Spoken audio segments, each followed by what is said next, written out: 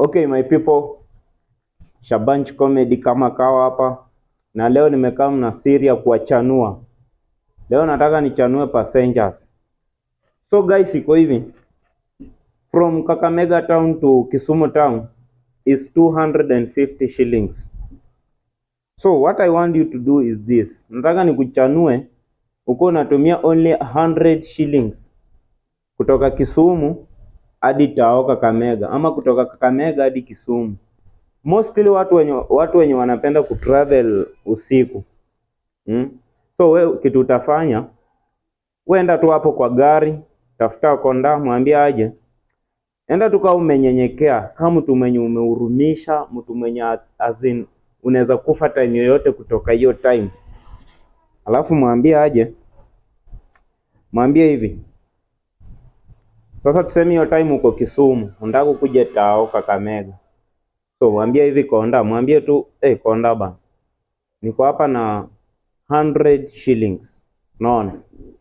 But mimi nataka inafaa niende Tao Kakamega. But wase nimekuwa nao wameniacha huko Kisumu. So kitu nataka kufanya, twende tu na wewe uniache Kaega. Unaona? Uniachie tu Kaega. Sitaki unifikishe Tao Kakamega. Nataka tu niache Kaega. Na niko na 100 shillings.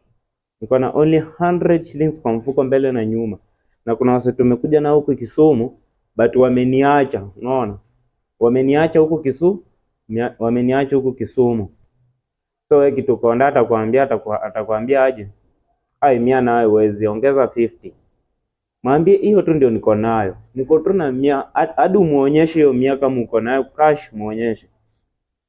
So kitu atakwambia labda hapo atakuhurumia. Atakwambia aje?